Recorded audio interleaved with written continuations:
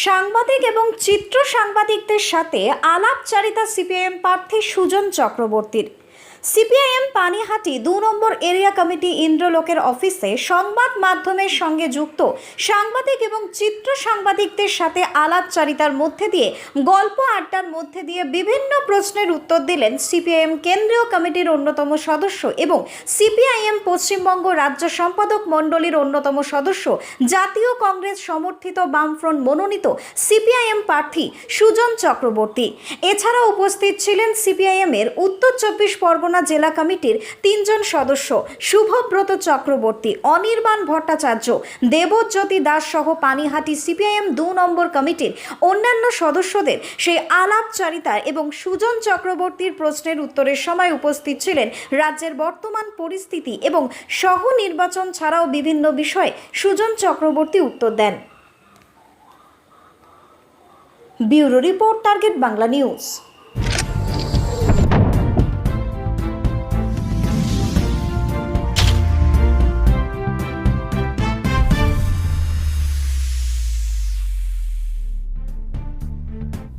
এই অনুষ্ঠানে বক্তাদের মতামত নিজস্ব, তাদের বক্তব্য বা মতামতের জন্য চ্যানেল কর্তৃপক্ষ কোনোভাবে দায়ী নয়। নেট মাধ্যমে ভাইরাল একটি স্ট্রিং অপারেশনের ভিডিও, বিজেপির মণ্ডল সভাপতি গঙ্গাধর কয়ালের ভিডিও ভাইরাল। রাজনীতির জন্য মিথ্যা ষড়যন্ত্রে ছক করা হয়েছে, মিথ্যা অভিযোগ তৃণমূল নেতাদের গ্রেপ্তার করা হয়েছে, দাবি সন্দেশখালী বিজেপির মণ্ডল সভাপতি গঙ্গাধর কয়ালের। তৃণমূল নেতাদের গ্রেপ্তার না করতে পারলে আন্দোলন করা যাবে না। শুভেন্দুদা বলেছিলেন গ্রেপ্তার না করতে পারলে ভোটও দেওয়ানো যাবে না। শুভেন্দু অধিকারীর টাকা মোবাইল দিয়ে সাহায্য করেছেন সন্দেশখালী বিজেপির মণ্ডল সভাপতি, এই বলে ভিডিও ভাইরাল করেছে। ধরুন, আপনি যা বলছেন সন্দেশখালীতে কোন ভিডিও ভাইরাল আমার চোখে পড়েনি, আমি জানি না, কিন্তু কথা শুনে মনে হলো মানে এটা মমতা ব্যানার্জির বা শুভেন্দু অধিকারীর ভিডিও না। কেউ একজন বলেছেন যে মমতা ব্যানার্জি ওই করেছে, কেউ একজন বলেছেন শুভেন্দু অধিকারী ওই করেছে। সেইটার খুব মূল্য সমস্যা নাও থাকতে পারে, ওরা হয়তো পরে আপত্তি করবেন, অস্বীকার করবেন, বা কাউকে দিয়ে কোনো সাজানো হতে পারে। এটা বিজেপিও করা, এটা তৃণমূলও করা, দুজনেই ফেক নিউজের ওস্তাদ, দুজনেই ফেক নিউজের ওস্তাদ। আর কিছু না পেলে কত ফেক নিউজ কর, ফলে বস্তা পচা কথা নিয়ে এসো, তাও করতে পারে। আবার শুভেন্দু তৃণমূলেই বড় হয়েছে, ফলে এরকম অভ্যাস শুভেন্দু থাকতেই পারে। আমি তাই জন্য কমেন্ট করছি। 6 রাউন্ড কার্তুজ উদ্ধার হয়েছে, একজনকে আটকও করা হয়েছে এবং 18 রাউন্ড কার্তুজ অন্য জায়গায় অফিস থেকে উদ্ধার হয়েছে। কীভাবে এত অবৈধ? বাঁকড়া মানে কোন বাঁকড়া? হাওড়া কি হয়েছে? গুলি চলার পর এবার আগ্নেয়াস্ত্র উদ্ধার হয়েছে। আগ্নেয়াস্ত্র উদ্ধার হয়েছে, 6 রাউন্ড কার্তুজ, একজন গ্রেপ্তার এবং তার সঙ্গে তার অফিস থেকে উদ্ধার 18 রাউন্ড কার্তুজ। বাঁকড়ায় গুলি চলার পর আগ্নেয়াস্ত্র উদ্ধার, হাওড়ায় যে গুলি চালিয়েছিল তার একজনকে গ্রেপ্তার করা হয়েছে, তার কাছ থেকে 6 রাউন্ড কার্তুজ উদ্ধার এবং তার অফিস থেকে 18 রাউন্ড কার্তুজ উদ্ধার। তিনি প্রমোটার, এমনটাই জানা যাচ্ছে। অবৈধ। হাওড়াতে বাঁকড়ায় গুলি চলেছে, উদ্ধার হয়েছে, যিনি গুলি চালিয়েছেন তার কাছে উদ্ধার হয়েছে, তিনি প্রমোটার, যা শোনা যাচ্ছে। বেআইনি নির্মাণ রাজ্যে বাড়ছে এবং বেআইনি কাজ রাজ্যে বাড়ছে, তার সঙ্গে গুলি, বোমা, বন্দুক এগুলো জলভাব হয়ে যাচ্ছে। মানুষ শান্তিতে চলবে, নিরাপত্তা নিয়ে চলবে, এই সুযোগটা ক্রমশ কমছে। তৃণমূলের রাজত্বে বেআইনি কাজেরই রাজত্ব, দুর্নীতি দুষ্কৃতীদেরই রাজত্ব। যারা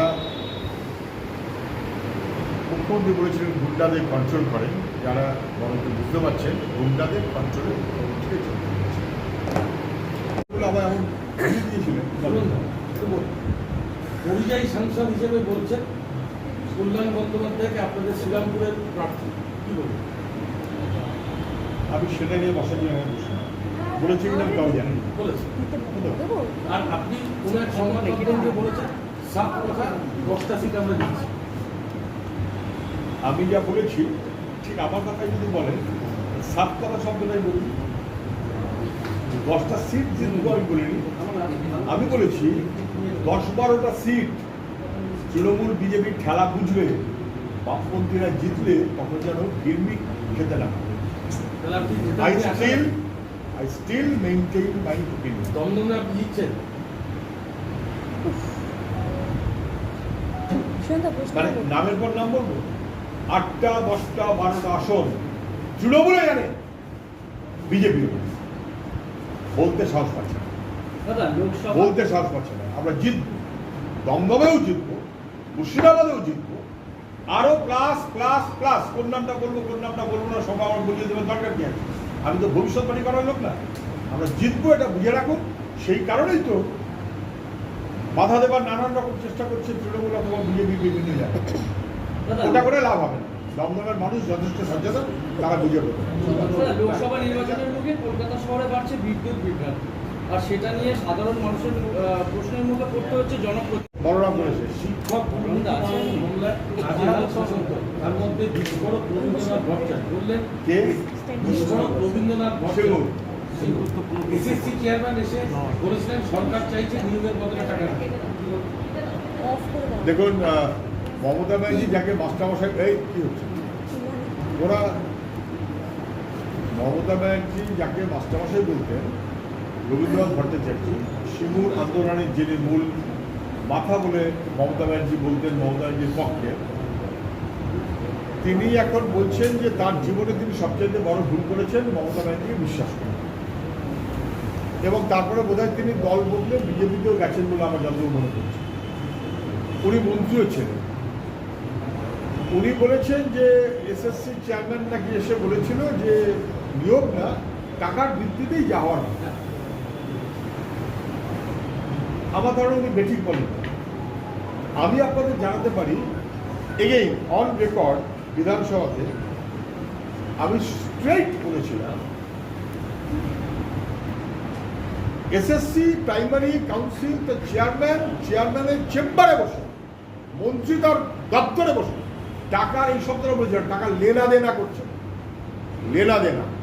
এখন তৃণমূলের নেতারা সবাই মানছে। এখন মমতা ব্যানার্জি বলছে শুভেন্দু অধিকারী চাকরি বিক্রি করেছে তৃণমূল আমলে। এখন রবীন্দ্রনাথ ভট্টাচার্য তৃণমূলের মন্ত্রী ছিলেন, তিনি বলছেন তৃণমূল চাকরি পরিবর্তে টাকার ব্যবস্থা করেছে। এখন দেখছি তৃণমূলের যিনি সাধারণ সম্পাদক ছিলেন তিনিও বলছেন তার কাছেও নাকি টাকার কম বেশির জন্য কারাগারে গেছিলেন। আমি তো বিধানসভা রেকর্ড করেছিলাম লেনা দেনা হচ্ছে এবং বিধানসভা বসে মন্ত্রীর দপ্তরে বসে লাস্ট যাও।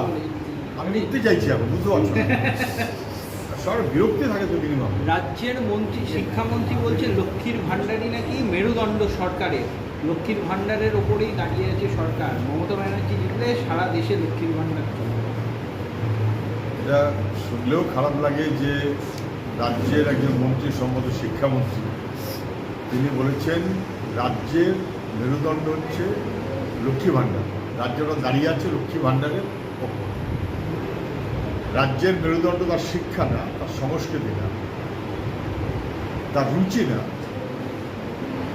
রাজ্যের মেরুদণ্ডটা তার ছেলে মেয়েদের ভবিষ্যৎ না, মায়েদের মানুষের অধিকার না।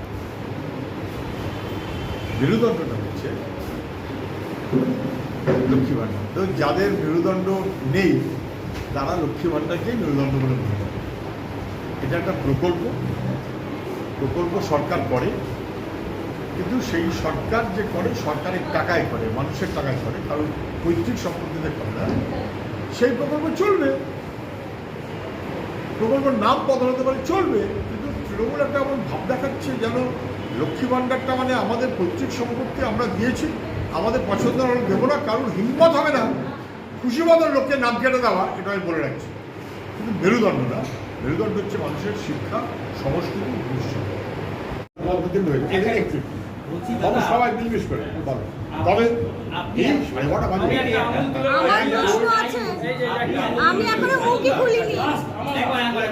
আমার তো সারা পৃথিবীর আমার লোকাল ইস্যু। আপনি এতদিন রাজনীতিতে রয়েছেন, আপনার কি কখনো আমাকে একবার চা খাওয়ান, তুমি দেখেছো? আপনি এতদিন রাজনীতি রয়েছেন, আপনার কি কখনো মনে হচ্ছে যে আপনার কি কখনো মনে হয় এখনকার রাজনীতি একটা ব্যবসায় পরিণত হচ্ছে, যেখানে একটা পরিবর্তন গঠন হচ্ছে? এখনকার রাজনীতি ব্যবসায় পরিণত হচ্ছে বললে আমি ঠিক সহমত হতে চাইবো না। এখনকার রাজনীতির যে অসভ্যতা সেটা ব্যবসায় পরিণত হচ্ছে।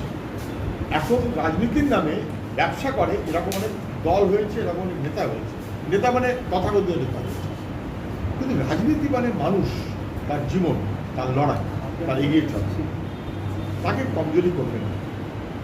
কিন্তু রাজনীতির নাম করে নেতা এফিডেভিটে প্রত্যেকবার সম্পত্তি কয়েক গুণ লাফিয়ে বাড়ছে, এটা আমরা দেখতে পাচ্ছি ভারতবর্ষে। এটা খুব দুর্ভাগ্যের।